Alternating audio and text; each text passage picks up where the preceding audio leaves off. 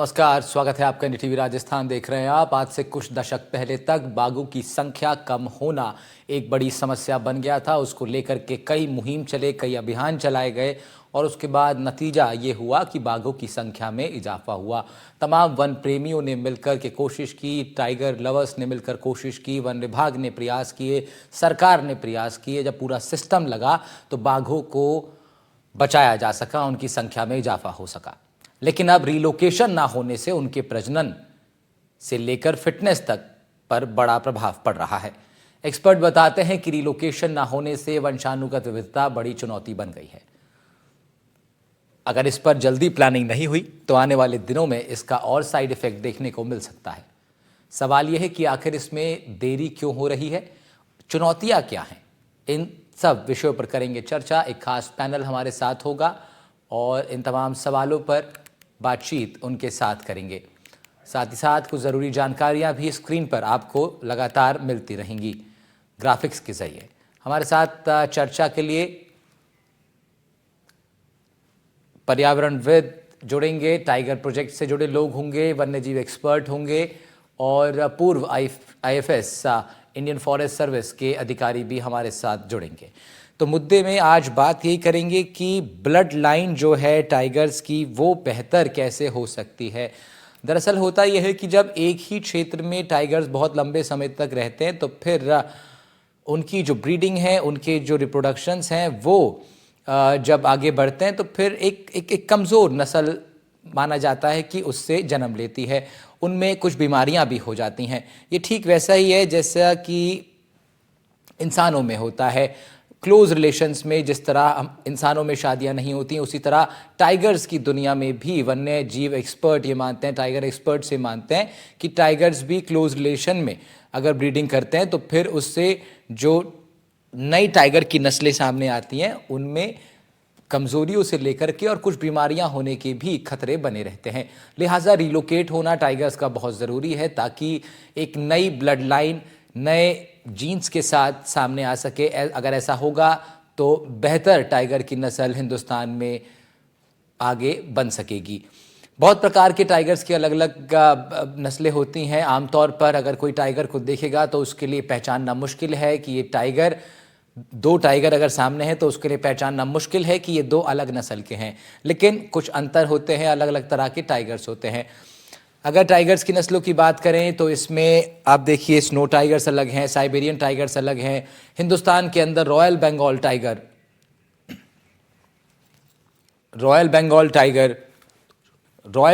Tiger India में सबसे ज़्यादा पाया जाता है। और उसके बाद फिर आप देखिए रणथंभौर में खूब टाइगर्स हैं, सरिस्का में खूब टाइगर्स हैं। लेकिन इनकी जो दलदली टाइगर एक अलग प्रकार की नस्ल है, इंडो चाइनीज़ टाइगर एक अलग प्रकार की नस्ल है। ये साउथ एशिया में ज़्यादा पाई जाती है लेकिन हिंदुस्तान में नहीं, थाईलैंड म्यांमार के क्षेत्र में। तो अलग अलग तरह की ब्रीड्स हैं टाइगर्स की। और अगर हमारे यहाँ मौजूदा टाइगर्स को रिलोकेट करके उनकी एक नई ब्लड लाइन तैयार की जा सके तो ये माना जा रहा है कि बेहतर हो सकेगा टाइगर्स की दुनिया के लिए। हमारे साथ डॉक्टर कुलदीप मलिक जुड़ रहे हैं, एनवायरमेंटलिस्ट हैं आप, पर्यावरणविद हैं। बहुत स्वागत है कुलदीप जी आपका। कुलदीप सर, आप सुन रहे थे मैं जिस विषय पर चर्चा कर रहा था, किस तरीके से टाइगर्स की एक बेहतर ब्लड लाइन हम लोग क्रिएट कर सकते हैं, तो इसी पर आपकी मैं आगे राय चाहूँगा।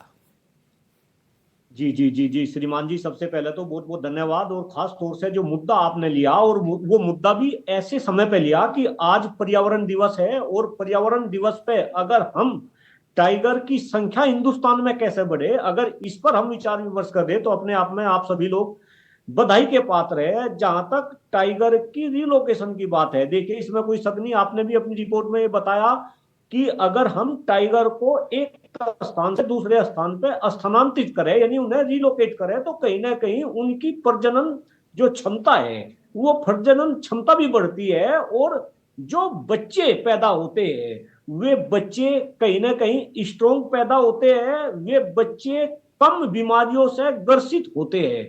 और ये पहले भी किया गया, ऐसा नहीं सरकार ने जो है योजनाएं चलाई कि भाई टाइगर को एक जगह से दूसरे जगह पे जो है रिलोकेट किया गया और इसके हमें अच्छे रिजल्ट मिले। देखिए अगर आप पूर्व के रिजल्ट देखेंगे तो कहीं ना कहीं अच्छे रिजल्ट, मेरा मानना है कि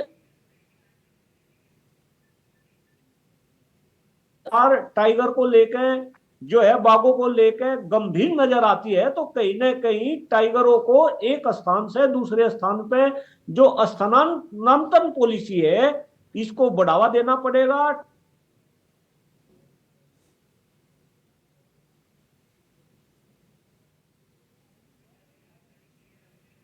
ठीक है, कुलदीप जी के पास लौटेंगे फिर से। एक टेक्निकल प्रॉब्लम है, काफ़ी महत्वपूर्ण जानकारी वो दे रहे थे।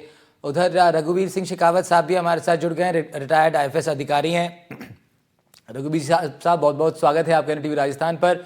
हमारे साथ अभी पैनल पर आपके साथ कुलदीप मलिक जी भी हैं, पर्यावरणविद हैं। कुलदीप जी, रघुवीर सिंह शेखावत जी भी हैं हमारे साथ, उनसे बातचीत में कर लेता हूँ, फिर आपके बाद दोबारा लौटूंगा। सर, टाइगर्स की जो आने वाली नस्लें हैं उनको कैसे बेहतर किया जा सकता है, इस पर हम लोग चर्चा कर रहे हैं। एक वक्त में संख्या एक बड़ा चैलेंज था, कैसे टाइगर्स की संख्या को बचाया जा सके, कैसे बढ़ाया जा सके। अब टाइगर्स की संख्या पिछले 2 दशकों में बेहतर हुई है, तो अब उनकी जो नस्लें हैं उन्हें कैसे बेहतर किया जा सके, इस पर आज की चर्चा है। आपके सुझाव चाहूंगा इस पर। जी, ये बहुत ही काफी महत्वपूर्ण मुद्दा है। और इसे अगर ये देखा जाए तो जो वाइल्ड एनिमल्स हैं, जिसमें पूर्व अनुभव भी ऐसे हैं कि वाइल्ड में जो है इनब्रीडिंग डिप्रेशन जो है इतने जल्दी नहीं आता है। और इसका उदाहरण है कि ये जो हमारे गिर में है, लॉयंस हैं, आपको पता होगा कि काफी साल पहले इनकी गिर लॉयंस की पॉपुलेशन बहुत कम रह गई थी और एकमात्र एशियाटिक लॉयन जो है मौजूद गिर में ही रहा था। तो लगभग 15-16 गिर लॉयन से आज 600-700 गिर लॉयंस हैं। तो ऐसी कोई भी बहुत सीरियस प्रॉब्लम अभी तक नोटिस नहीं हुई है। लेकिन इसका मतलब ये नहीं है कि अपन दूसरी प्रजातियों में इस प्रकार का ध्यान नहीं रखें। इनब्रीडिंग डिप्रेशन का और जेनेटिक जो है डाइवर्सिटी का हमें हमेशा ध्यान रखना चाहिए। और मैं समझता हूं कि चूंकि वाइल्ड में ये जैसे डोमेस्टिक एनिमल्स हैं चाहे ह्यूमन बींग्स हैं, उनमें इनब्रीडिंग डिप्रेशन और इनब्रीडिंग का बहुत ज्यादा असर आता है। लेकिन फिर भी ये रणथंभौर और की पॉपुलेशन जो है राजस्थान में सभी जगह सारे टाइगर रिजर्व में रणथंभौर की बेसिक पॉपुलेशन है और उन्हीं लिमिटेड टाइगर्स का ये ब्रीडिंग स्टॉक है। ऐसी स्थिति में गवर्नमेंट ने, NTCA ने विचार भी किया है कि राजस्थान में जो है, चाहे उत्तराखंड से टाइगर्स लेके आए या मध्य प्रदेश से टाइगर लाने का भी सहमति भी बनी है और महाराष्ट्र से भी लाने की बात चली थी। तो यदि ये 2-3 राज्यों से यहाँ पे टाइगर्स लाते हैं और उनको यहाँ पे इस टाइगर पॉपुलेशन के साथ मिक्सअप कराते हैं और ब्रीडिंग करा देते हैं, तो ये समस्या का काफी हद तक निजात हमको अभी मिल जाता है। मैं समझता हूँ कि इसके लिए अभी बहुत ज्यादा जल्दबाजी करने की जरूरत नहीं है। और विशेष तौर पे हमें जो इनब्रीडिंग डिप्रेशन जो है, जो अभी रणथंभौर में सबसे ज्यादा मैं समझता हूँ आवश्यकता है, क्योंकि वहाँ पॉपुलेशन लेवल काफी हाई है। तो वहाँ जो है मेल या फीमेल टाइगर जो भी हमारा अवेलेबल हो, विशेष तौर पर मेल टाइगर्स बेटर रहता है, क्योंकि उससे प्रोजेनी ज्यादा तेजी से काफी संख्या में बढ़ा 2-3 टाइगर्स के साथ ब्रीड करता है, तो उससे काफी पॉपुलेशन की डाइवर्सिटी और जेनेटिक डाइवर्सिटी हमें बढ़ने का एक संभावना रहेगी। और मुझे जैसे जानकारी मिली है कि 4 टाइगर्स को वहां से लाने की सहमति भी बनी है। लेकिन अभी सरकार पे डिपेंड करता है कि वो रामगढ़ पिचदारी में लाती है या रणथंभौर में लाती है या सरिस्का में लाती है। मेरा ये मानना है व्यक्तिगत रूप से कि पहले जो है रणथंभौर या सरिस्का में इन टाइगर्स को लाना चाहिए जो बाहर से आते हैं, और जेनेटिक डाइवर्सिटी को इम्प्रूव करने के लिए वहां इनका रिलोकेशन करना चाहिए। और वहाँ ऑलरेडी इंफ्रास्ट्रक्चर जो है एग्जिस्ट करता है और दूसरे स्टेट्स ने सहमति भी दे दी है। तो मैं नहीं समझता हूँ कि अब कोई कारण है कि वहां से टाइगर शिफ्टिंग नहीं किया जाए। बिल्कुल शेखावत साहब, और अब रणथंभौर और सरिस्का महत्वपूर्ण हिस्सा है टाइगर की दुनिया का। अच्छा, इसके साथ साथ हमारे साथ के बिसिन साहब भी जुड़ गए हैं। टाइगर प्रोजेक्ट पर आपने काफ़ी काम किया, एक्सपर्ट हैं आप टाइगर लाइफ के भी। बिसिन साहब, बहुत स्वागत है आपका इस पैनल पर। हमारे साथ रघुवीर सिंह शेखावत साहब हैं, पूर्व IFS अधिकारी, और डॉक्टर कुलदीप मलिक भी हैं, पर्यावरणविद। बिसिन साहब, आपसे मैं यही जानना चाह रहा हूँ कि अब जब टाइगर्स की संख्या पर हम लोगों ने अच्छा काम कर लिया है, सब पूरे सिस्टम ने मिलकर के। अब उनको रिलोकेट करने की बात सामने आ रही है और वजह ये बताई जा रही है कि भाई अगर ऐसा होगा तो बेहतर नस्ल टाइगर की हम लोग क्रिएट कर पाएंगे। इस पर अभी शेखावत साहब ने अपनी राय रखी, आपकी क्या राय है इसके ऊपर? क्या ऐसा कर लेने का अब ये सही समय है या अभी और थोड़ा रुकना चाहिए? मैं सब इस संबंध में शेखावत साहब से जो जो बोला उससे पूरी तरह से सहमत हूँ। और जहाँ तक हमारे इंडिया का सवाल है तो बाघ कंजर्वेशन के लिए काफी डेडिकेटेड लोग हैं और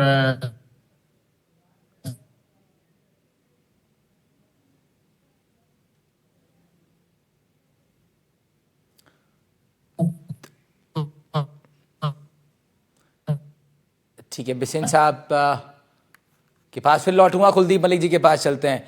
कुलदीप साहब, आप पहले कुछ बता रहे थे, आप अपनी बात भी पूरी कर सकते हैं और साथ साथ आप ये भी बता सकते हैं कि जिन बीमारियों का जिक्र अभी शेखावत साहब भी कर रहे थे, बीमारियां जो होती हैं उसको कैसे और उनको ठीक करने के लिए और क्या कुछ किया जा सकता है?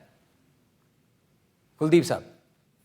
जी जी जी जी, देखिए श्रीमान जी, अभी चूंकि स्थानांतरण की बात चल रही थी, देखिए इसमें कोई दो राय नहीं कि अगर बाघों का स्थानांतरण होगा, अगर बाघ रिलोकेट होंगे तो कहीं ना कहीं हमें बाघों की संख्या को बढ़ाने में जो हमारा पर्पज है, जो उद्देश्य है, उस उद्देश्य में हमें कामयाबी मिलेगी। लेकिन साथ ही साथ मैं फिर कह रहा, आज पर्यावरण दिवस है, अगर इस देश में देखिए बहुत ही गंभीर बात आपके चैनल के माध्यम से मैं हिंदुस्तान की जनता के सामने पहुंचाना चाह रहा, अगर इस देश में जल जंगल और जमीन बचेंगे तो कहीं ना कहीं वे भी बाघों की संख्या में बढ़ाने में मददगार साबित होंगे। अभी आप ही के चैनल पे ये दिखाया जा रहा और ये सत्य भी है कि एक बाघ को कम से कम 40 से 50 किलोमीटर की जो है टेरिटरी चाहिए, यानी कि एक बाघ का जो एरिया है वो लगभग 40 से 50 किलोमीटर का दायरा उसको चाहिए। अब आप देखिए हिंदुस्तान के अंदर जिस तरीके से जंगलों की कटाई चल रही, कहीं ना कहीं अपने आप में ये बहुत ही सोचनीय है। अगर जंगल काटे जा रहे, इसका मतलब है जो बाघों का आशियाना है, जिन आशियानों में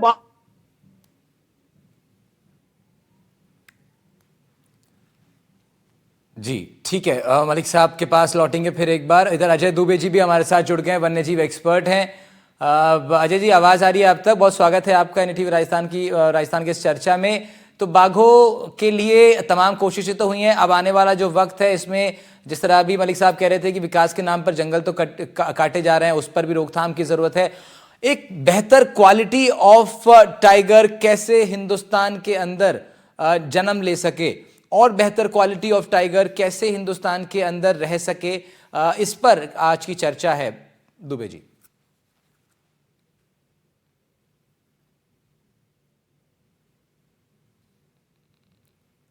अजय दुबे,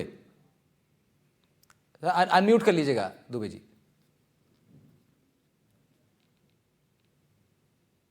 जी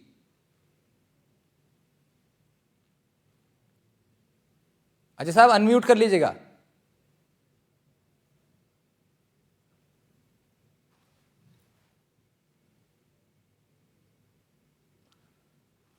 दोबारा एक बार लौटते हैं, शेखावत जी के पास लौटते हैं। रघुवीर सिंह शेखावत साहब से चर्चा को आगे बढ़ाते हैं, उसके बाद अन्य लोगों पर भी फिर जाएंगे। रघुवीर साहब, रिलोकेशन की बात है या फिर बात है कि कैसे जो वंशावली है टाइगर्स की उसको एक बेहतर क्वालिटी की तरफ हम लोग ले जाएं। इन सब के साथ एक बड़ा इंपॉर्टेंट विषय जो हमारी टीम ने जब रिसर्च की इस पे तो निकाला कि भाई बीमारियों से बाघ ग्रसित हो रहे हैं इस आज की सिचुएशंस में, उनसे कैसे राहत दिलवाई जा सकती है टाइगर्स को? जैसे जब इनब्रीडिंग होती है तो जो हमारा स्पीसीज है रॉयल बंगाल टाइगर, जिसे पैंथेरा टाइग्रिस कहते जी। हैं, इसमें बीमारियों का खतरा होने की संभावना रहती है। जैसे आपने देखा होगा T24 जो टाइगर था बीमार हो गया था, उसको उदयपुर लाए थे। और भी टाइगर्स में काफी रणथंभौर में रिपोर्ट हुआ है जिसमें कि कई प्रकार की बीमारियां जो है टाइगर्स में कॉमन हुई हैं। तो मैं समझता हूं कि ये जो आपने मुद्दा उठाया है काफी इम्पोर्टेंट है। राजस्थान यदि मध्य प्रदेश, उत्तराखंड और महाराष्ट्र से टाइगर्स लाता है तो उस स्थिति में क्या है कि हमारे यहाँ जेनेटिक इम्प्रूवमेंट होता है। साथ ही मैं बताना चाहूंगा कि आज के समय काफी समय हो गया जब टाइगर्स को ट्रैंक्विलाइज करके टाइगर्स को आइडेंटिफिकेशन जो है आज बहुत साउंड हो गया है, क्योंकि हर टाइगर का अलग आईडी है, कैमरा ट्रैपिंग से उसकी अलग से एस्टैब्लिश टाइगर पॉपुलेशन है। तो हम ये जहां से टाइगर्स को लाना चाहते हैं वहां आइडेंटिफाई कर सकते हैं कि किस टाइगर को लाना है और उसकी प्रोजेनी क्या है। हमें ये भी पता है कि वो टाइगर किसकी संतान है और कहाँ पे रह रहा है। तो अगर एक तो हैबिटेट का पता है प्लस उसकी प्रोजेनी का पता है, तो हम एक तो सिलेक्शन ऑफ जो टाइगर है जो वहां लाना है उसको काफी ढंग से हम कर सकते हैं। दूसरी बात है कि हमारे पास टेक्नोलॉजी बहुत ही शानदार अवेलेबल है। Wild life institute of India जो है वहां पे साइंटिस्ट हैं, और अब तो सभी स्टेट्स में ऐसे साइंटिस्ट और डॉक्टर्स हैं जो टाइगर्स को ट्रैंक्विलाइज करके बड़े आसानी से जो है टाइगर्स को 400, 500, 1000 किलोमीटर तक ट्रांसपोर्ट किया जा सकता है। और सभी आजकल टाइगर रिजर्व्स में एनक्लोजर्स बने हुए हैं जहां पे उसको इनिशियली जो है उसको आप मॉनिटरिंग कर सकते हैं और फिर वाइल्ड में छोड़ करके उसका बिहेवियर मॉनिटर कर सकते हैं। तो ये हमारे पास जब टेक्नोलॉजी अवेलेबल है, केवल हमें आपस में स्टेट्स को कोऑर्डिनेट करना है और एनटीसी को काफी इंपॉर्टेंट रोल प्ले करना है कि वो टाइगर्स को इधर से उधर शिफ्टिंग करे और जेनेटिक इंप्रूवमेंट चाहे मध्य प्रदेश में हो, चाहे राजस्थान में हो, चाहे उत्तराखंड में हो, इस दिशा में तेजी से काम करे। ठीक बात है, और तेज़ी से काम करने की ज़रूरत भी है ताकि टाइगर जो बीमार पड़ने के बाद कई कुछ टाइगर्स को हमें खोना भी पड़ा, वो बीमारी से ग्रसित हो गए, उनको इलाज हम लोग ठीक से सही वक्त पे नहीं मिल पाया। तो ऐसे में अब ज़रूरत तो है ही कि जल्दी इस पे काम किया जाए। उधर डॉक्टर कुलदीप मलिक भी हमारे साथ लगातार बने हुए हैं। कुलदीप साहब, पर्यावरण के लिए वन्य जीवों का रहना तो आवश्यक बहुत ज़्यादा है ही, जो पूरा इकोसिस्टम है, लेकिन जब बात टाइगर्स की होती है, जंगल का राजा है वो, उसका स्वस्थ रहना बहुत ज़रूरी है। राजा स्वस्थ रहेगा तो प्रजा स्वस्थ रहेगी। कहने का मतलब है जो one of the major impact रखता है वन्य जीव में, वन्य जीवों की दुनिया में टाइगर, उसका संरक्षित रहना और उसकी आने वाली नस्लों को और बेहतर बनाने से बेहतर वन्य दुनिया जो है वो बन पाएगी।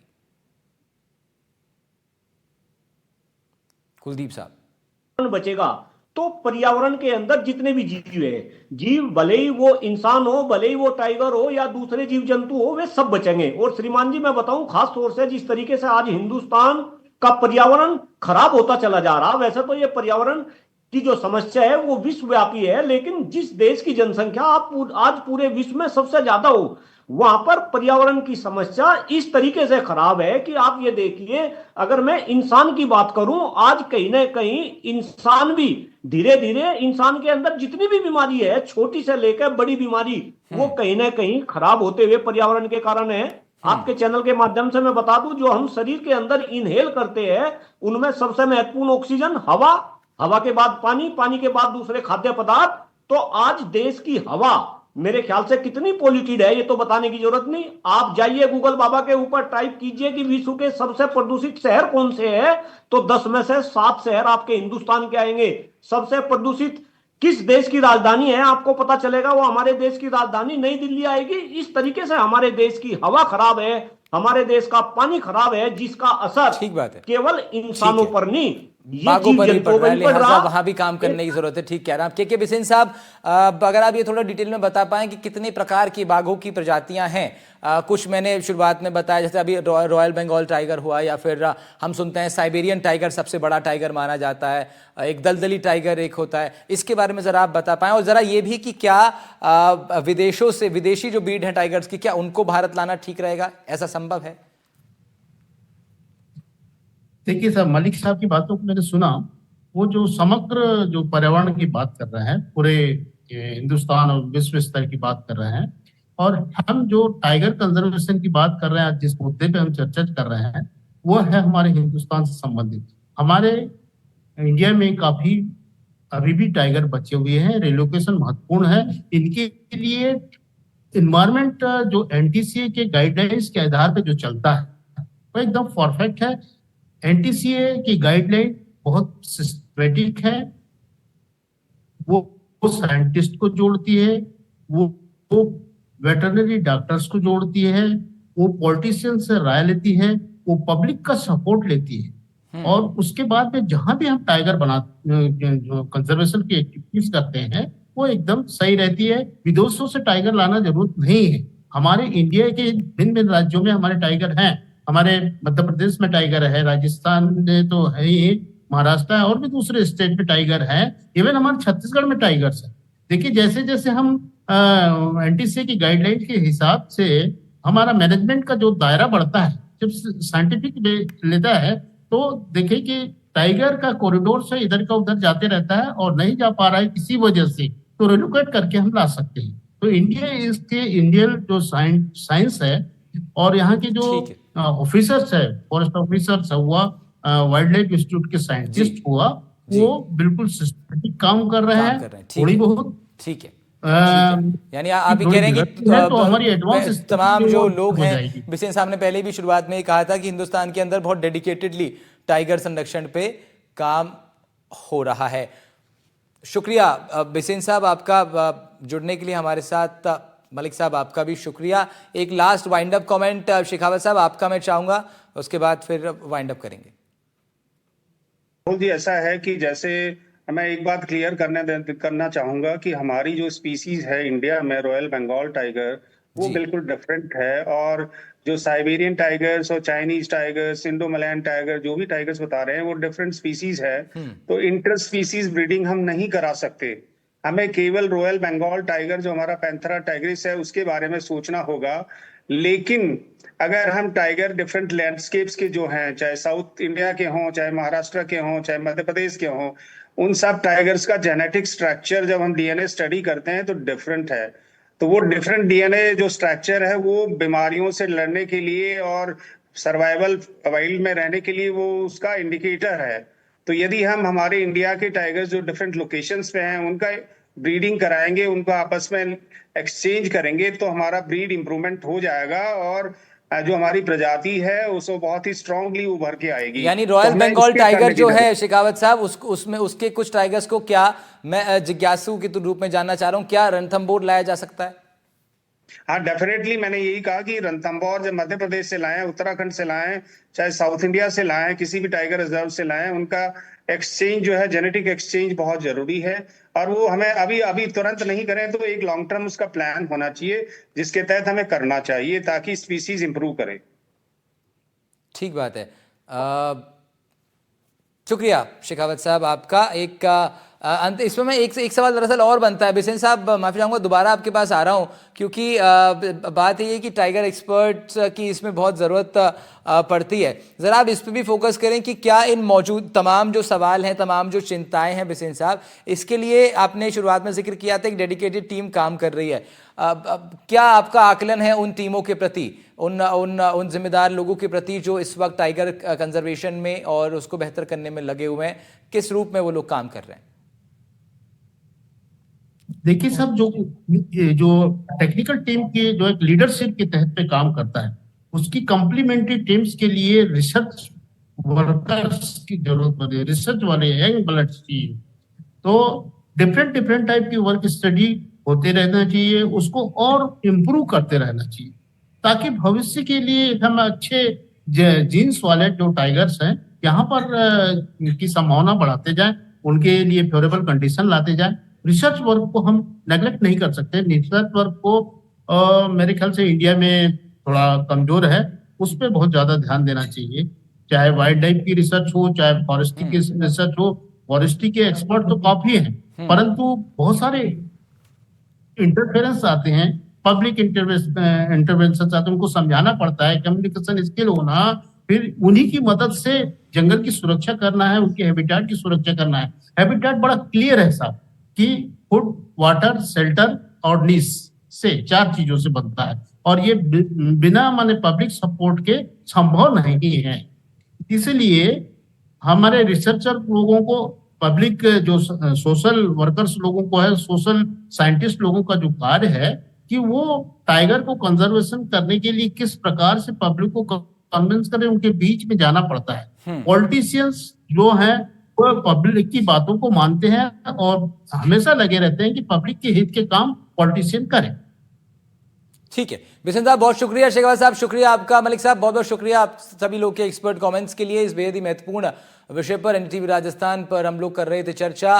बाघ हो रहे हैं कमजोर, रिलोकेशन ही है, इसका तोड़ सभी लोगों ने इस पर सहमति बनाई है। और इस चर्चा में महत्वपूर्ण बात ये निकल के आई कि एक डेडिकेटेड टीम जो काम कर रही है टाइगर कंजर्वेशन के लिए, वो सब इन सब बातों पर ध्यान दे रहे हैं और आने वाले कुछ वक्त में कुछ नए प्रयोग हमें देखने को टाइगर्स की दुनिया में मिल सकते हैं। फिलहाल के लिए इतना ही। नमस्कार।